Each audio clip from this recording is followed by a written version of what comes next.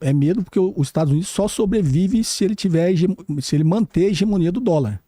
Por quê? Porque para ele manter a máquina dele funcionando, não só a máquina federal do país, como a máquina militar funcionando, ele precisa que o dólar seja hegemônico, que ele tem o privilégio de emitir dívida a hora que ele quer e todos os países do mundo compram o Instituto do Tesouro Americano. Então, isso vai mudar da noite para o dia? Não, mas os países já estão aos poucos se desacoplando, né? Não vai ter um desacouplamento radical, porque isso prejudica a economia como um todo do mundo inteiro. É tipo assim, tá todo mundo viciado em dólar e título do Tesouro Americano, né? Então você não consegue cortar da noite pro dia, que acaba, né? Você gera uma catástrofe econômica, uma hecatombe na economia mundial. Mas os países, você já vê eles fazendo os movimentos de tentar ir aos poucos, né? E paulatinamente se desvencilhando dessa dependência do dólar americano. E esse medo que os Estados Unidos têm, na realidade o Trump literalmente ele falou até antes de tomar posse, né? Ele ameaçou os BRICS, né? Se o BRICS quiser parar de usar o dólar, nós vamos taxar em 100%. Ele já ameaçou o BRICS várias vezes por isso. Os BRICS têm, digamos assim, teria o objetivo disso? Tem, mas também, aquilo que eu falo, em economia é tudo muito complexo, né? A China tem interesse que o dólar continue funcionando em boa parte da economia. Ela não... É mesmo? Porque para ela não é bom que o... Não, para ela é bom porque é um sistema um sistema que funciona. É um sistema onde ela pode fazer as suas trocas utilizando o dólar quando ela quer, e porque ela tem uma reserva enorme de dólar também, né? Os caras falam, por que a China não vende todos os seus títulos do Tesouro Americano? Se ele vender, acaba, né? Porque quando você entra na ponta vendedora com o volume de títulos que eles têm, você desvaloriza o próprio ativo que você ainda tem, né? Não é coisa você ter 50% das ações da Bolsa de Valores, como é que você vende esse 50%? Você não consegue, né? Você consegue vender talvez 5% primeiro, depois você começa a ter prejuízo. Então, não é tão fácil assim. Tanto que no início dessa guerra tarifária, teve toda essa... Já teve uma crise de liquidez de dólar. Foi quando o Trump deu o primeiro passo para trás, né? Porque o sistema é tão complexo. Hoje o maior detentor de títulos do Tesouro Americano é o Japão, não é nem a China. Não, o Japão tem 1,1 tri de dólares de títulos do Tesouro Americano. A China já, desde 2016, quando o Trump assumiu a primeira vez, a China já começou, já viu a característica da figura, ele já começou aos poucos. Hoje a China tem 780 bi.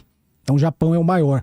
Só que o Japão não é o maior só porque ele quer. O Japão é o maior porque o Japão é o maior distribuidor de dólar para todos os países do mundo. Porque depois do Acordo de Plaza, a taxa de câmbio ficou muito favorável e a taxa de juros no Japão é muito baixa, né? Já chegou a ser negativa depois da crise subprime até a Covid, era quase negativa. Hoje é 0,5%. Então, no Japão existe uma operação que chama carry trade, né? Que se eu tenho acesso ao mercado japonês e tenho acesso ao mercado americano, o que eu posso fazer para ganhar dinheiro? Tomo dinheiro emprestado a 0,5% e invisto nos Estados Unidos, que é considerado risco zero, a 4,5%. Ganho 4% fazendo uma operação, que é a operação que a gente chama de carry trade.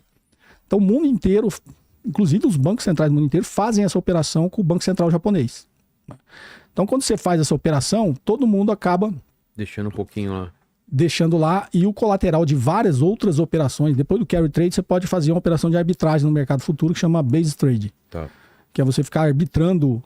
O que define o preço de um ativo futuro é uma fórmula simples. O preço futuro é igual ao preço à vista mais a taxa de juros, né?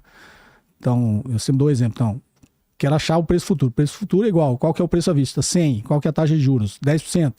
Então, é 1 mais a taxa, né? Elevado ao tempo. Vou só simplificar aqui. Então, é elevado a 1, que é de 1 ano. Então, é 100 vezes 1,1. 100 vezes 1,1 é 110. Então, o preço futuro tem que ser 110. Só que o mercado é tão líquido que às vezes ele dá uma descompensada, né? Então não fica a igualdade ali, ou ele fica menor ou ele fica maior. Então dependendo, se fosse fazer a conta lá, agora é 110 tem que ser igual a 100 vezes 1,1. Agora está 105 é igual a 1, não, 105 não é igual a 110.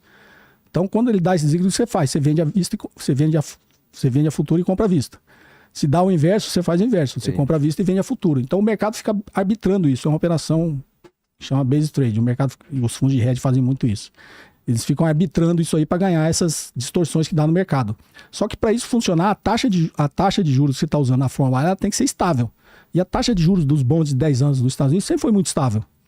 Só quando o Trump começou essa guerra tarifária, essa taxa de juros começou a oscilar demais. Quando ela começou a oscilar demais, as operações começaram a dar prejuízo. Quando ela começa a dar prejuízo, quando você opera mercado futuro, você não precisa ter todo o dinheiro. Né? Eu operei mercado futuro no tempo assim, você faz operações de 10 milhões de reais, você tem 100 mil na sua conta. O mercado financeiro, as bolsas, ela exige que você tenha só uma margem de garantia, que é para fazer o que eles chamam de ajuste diário. Então o Vilela está lá posicionado, perdeu 10 reais de hoje para amanhã. Eles vão lá na sua margem, eles zeram a sua posição todo dia. Né? Eles vão zerando e vai comendo aquela margem sua. Se aquela margem sua chegar num ponto em que você começa a oferecer um risco para o sistema, um risco sistêmico, é o que eles chamam de chamada de margem. Aí tua corretora vai lá te ligar, Vilela, sua margem aqui está com 50 reais, aqui você tem que depositar mais 200. Aí você vai lá e deposita os 200 de margem e continua operando. No mercado financeiro mundial, no sistema euro-dólar, funciona desse jeito. Só que, obviamente, volumes muito maiores, os fundos de hedge operando isso o tempo todo. E quando deu essa descompensada com essa guerra tarifária, essas operações começaram a dar prejuízo. Quando começa a dar prejuízo, começa a comer a margem que o cara tem depositado em garantia. Quando essa margem chega e é chamada na margem, o que esses fundos de hedge faz? Ele tem que liquidar ativo financeiro para recompor a margem. Só que quando ele começou